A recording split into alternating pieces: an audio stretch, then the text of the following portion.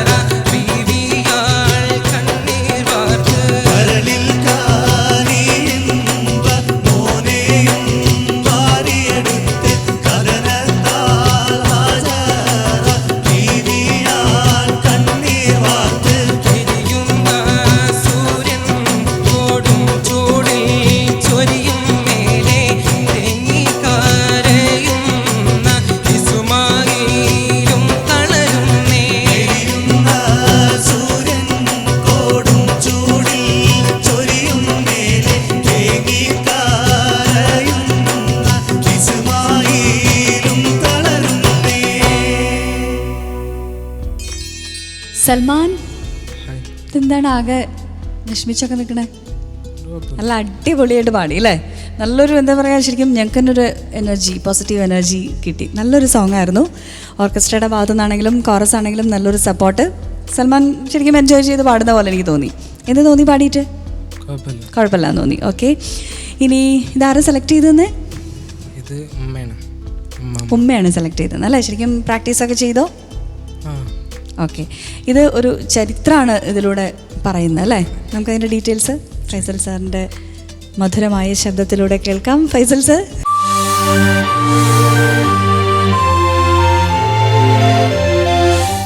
ഇത് കണ്ണൂർ ഷെരീഫാണ് പാടിയത്. വളരെ പ്രസിദ്ധമായ ഒരു പാട്ടിൻ്റെ ഇശലാണിത്. കരളിൽ കനിയുമ്പോൾ പൂവാം ഹുസൈൻ എന്നവർ, കർബല മണ്ണിൽ ഷഹീദായവരെ എന്ന് പറഞ്ഞിട്ട്, കർബല രക്തക്കളത്തിൽ ഷഹീദായവരെ. അതുപോലെ അബുവാനോർ. അപ്പോൾ ഈ പാട്ടൊക്കെ ഇതിലാണ്, ഈ ഒരു ഇശലിലാണ്. ഒരു കഥ പറയാൻ പറ്റിയ ഏറ്റവും നല്ലൊരു ട്യൂണാണിത്.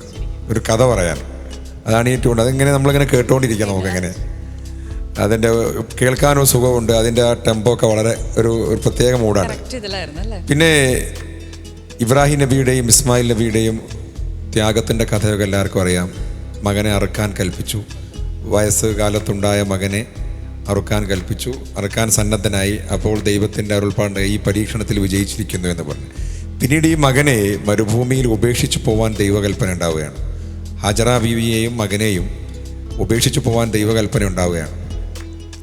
ഈ മരുഭൂമിയിൽ ആരുമില്ലാത്ത ഒരവസ്ഥയിൽ ഒരിറ്റ് വെള്ളം കിട്ടാതെ ഹാജറ ബീവി ഇങ്ങനെ അലയുകയാണ്. ഇപ്പോഴത്തെ ഒരു അറേബ്യയോ മക്കയോ ഒന്നുമല്ല നമ്മൾ ആലോചിക്കേണ്ടത്.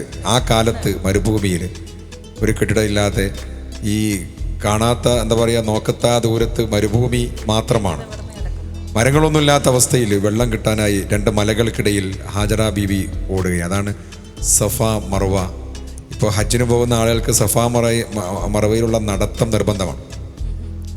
അതാണ് ആ രണ്ട് മലകൾ. ഇപ്പോൾ അവിടെ മലയൊന്നുമില്ല, ഇപ്പോൾ അവിടെ ബിൽഡിങ്ങാണ്. നമുക്കിങ്ങനെ അങ്ങോട്ടും ഇങ്ങോട്ടും നടക്കുന്ന ഈ നമ്മുടെ ഈ കർമ്മത്തിന് വേണ്ടി അവിടെയൊക്കെ ബിൽഡിങ്ങാണ്. അപ്പോൾ ഈ രണ്ട് മലകൾക്കിടയിൽ വെള്ളമുണ്ടോ എന്ന് അന്വേഷിക്കുകയാണ്. ഒരു മലയിൽ പോയി പിന്നീട് വീണ്ടും മറ്റേ മല, ഇങ്ങനെ അങ്ങോട്ടും ഇങ്ങോട്ടും ഓട്ടമാണ്. എന്നിട്ടും ഒന്നും കാണുന്നില്ല. നിരാശയായി നിൽക്കുമ്പോഴാണ് കുറച്ച് കഴിയുമ്പോൾ മകന് കാലിട്ടടിക്കുകയാണ്, കരയുകയാണ്. ആ കാലിട്ടടിക്കുന്ന സ്ഥലം വെള്ളം ഉറവിടുകയാണ്. അതാണ് സംസം എന്ന് പറയുന്ന സംസം വെള്ളം. ഇതിൻ്റെ ചരിത്രം അതാണ് ഈ കഥ പറയുന്നത്. ആ ഒരു സംസം വെള്ളം എങ്ങനെ ഉണ്ടായി? ഈ മകൻ കാലിട്ടടിക്കുന്ന സ്ഥലത്തേക്ക് നോക്കുമ്പോൾ അവിടെ ഉറവ്. അത് പിന്നെ കിണറായി. ഇന്നത് വറ്റാത്ത ഉറവിടത്തിന് നമ്മൾ വറ്റാത്ത ഇങ്ങനെയുള്ള കിണറിനെ കുറിച്ചൊക്കെ സംസം എന്ന് പറയാറുണ്ട്. അതിൻ്റെ ഒരു പ്രതീകമായി മാറുകയാണ് സംസം. ഇപ്പോഴും ആ സംസം വെള്ളം ഒരു പുണ്യജലമാണ്.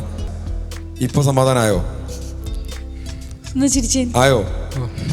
അപ്പോൾ ആ ഒരു കഥ അതിങ്ങനെ പറയുന്ന കൂട്ടത്തിൽ ഒരു വരി അതിങ്ങനെ ഓർക്കുകയാണല്ലോ. അപ്പോൾ അതിലും പഴയ കഥ പറഞ്ഞ് പിന്നെ അങ്ങനെ ലാസ്റ്റ് എൻഡ് വ്യത്യാസം വന്നിട്ടില്ല. അതുകൊണ്ടത് പേടിക്കേണ്ട കാര്യമല്ല. ഇപ്പം വ്യക്തമായില്ലേ? ഓക്കെ, നന്നായി, വളരെ മനോഹരമായി പാട്ട്. അത് മോൻ്റെ കാര്യത്തിൽ ഇവിടെ ഒരു സംഭവിച്ചതെന്ന് വെച്ചാൽ മോൻ ഈ തിരഞ്ഞെടുപ്പിൻ്റെ കാര്യത്തിൽ വിജയിച്ചു എന്നുള്ളതാണ്.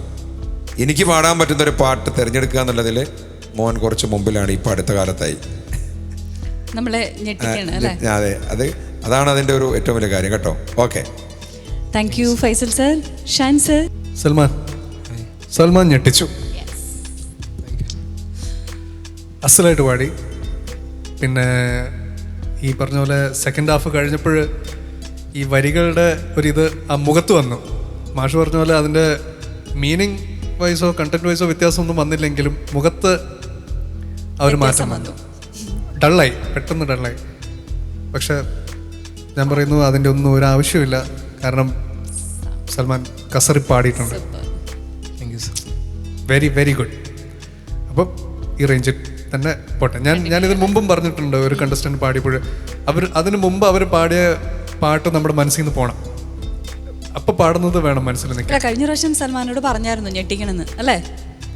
അതുകൊണ്ടാ പ്രാവശ്യം ഞെട്ടിച്ചത്. അത് സൽമാൻ എന്തായാലും സീരിയസ് ആയിട്ട് എടുത്തിട്ടുണ്ട്. അതിലൊരുപാട് സന്തോഷമാണ് Salman. All the best. Okay, thank you Shan sir. നല്ല കമന്റ് കേട്ടോ അല്ലേ? രേണു ചേച്ചി. സൽമാൻ നന്നായിട്ട് തന്നെ ഞെട്ടിച്ചു കേട്ടോ. കാരണം ആ ട്യൂൺ അങ്ങനെ മനസ്സിൽ നിൽക്കുന്നുണ്ട്. കാരണം നല്ലൊരു ശരിക്കും നല്ല ആ സെലക്ഷനാണ് എനിക്ക് ഒരുപാട് ഇഷ്ടമായത്. ആ ഒരു കഥ പറയാൻ എടുത്തൊരു സെലക്ഷൻ ഉണ്ടല്ലോ, പഴയൊരു സ്റ്റൈലാണ് ശരിക്കും. അത് ഫുള്ളൊരു നമ്മൾ പറയും എന്താ പറയുക, ഒരു ട്രഡീഷണൽ ആ ഒരു സ്റ്റൈലിലുള്ളൊരു സോങ്ങിലൂടെ ശരിക്കും ഒരു നല്ലൊരു കഥ പറഞ്ഞു തന്നു. നല്ല ക്ലിയർ ആയിരുന്നു. നമുക്കത് വ്യക്തമായിട്ട് നമ്മൾ പറയില്ലേ, നമ്മൾ കാണാമെന്നുള്ള ഒന്നാമത് ആ കഥ നമുക്ക് നന്നായിട്ട് അറിയാം. ഇപ്പോൾ മാഷ പറഞ്ഞല്ലോ അതിൻ്റെ ഒരു പ്രാധാന്യം ശരിക്കും അറിയാം. അപ്പോൾ അതുകൊണ്ട് ശരിക്കും എനിക്ക് സത്യം പറഞ്ഞാൽ ഒത്തിരി ഒരുപാട് ഉള്ളിൽ തട്ടുക എന്നൊക്കെ പറയില്ലേ, അത്ര എനിക്കിഷ്ടമായി കേട്ടോ സൽമാൻ. കാരണം ആ ഒരു സോങ്ങിന് നമ്മൾ എങ്ങനെ എത്ര എനർജി കൊടുക്കാവോ അതൊക്കെ സൽമാൻ ചെയ്തിട്ടുണ്ട്. നല്ലൊരു, കാരണം അതിൽ അങ്ങനെ ഒരുപാട് സംഗതികളൊന്നും അങ്ങനത്തെ ഒന്നുമില്ല, പക്ഷെ ആ ഒരു പവറും ഒരു ഫീലും പവറോടുകൂടി ഇടിച്ചിട്ട് അങ്ങനെ മുന്നോട്ട് ഒരു മെലഡി ആയിട്ടുള്ള ഒരു സോങ്, അത് നന്നായിട്ട് അതിൻ്റെ ഒരു ഇമ്പാക്റ്റ് ഇവിടെ നന്നായിട്ട് തന്നെ കൊടുത്തു കേട്ടോ. എനിക്ക് സൽമാൻ ഒരുപാട് സംഗതി കസർത്തിയൊക്കെ പാടിയിട്ടുണ്ടെങ്കിലും മെലഡി ആയിട്ടുള്ള ഒരു സോങ് ഇങ്ങനെ ഇത്രയും വൃത്തിയായിട്ട് എനിക്ക് പാടിയതിൽ എനിക്ക് ഒരുപാട് സന്തോഷമുണ്ട് കേട്ടോ. അത് സീരിയസ് ആയിട്ട് കഴിഞ്ഞ പ്രാവശ്യം ഇപ്പം ഇനിയും ഞെട്ടിക്കണം എന്നൊക്കെ പറഞ്ഞത് തന്നെ ഒന്നുകൂടെ അത് സീരിയസ് ആയിട്ട് തന്നെ എടുത്തു സൽമാൻ കേട്ടോ. നന്നായിട്ട് തന്നെ പാടി. Thank you Rahanath. പീർക്ക സൽമാനുൽ ഫാരിഷ് നന്നായി പോവനെ, നന്നായി പാടി. പാട്ട് എനിക്കിഷ്ടമായി.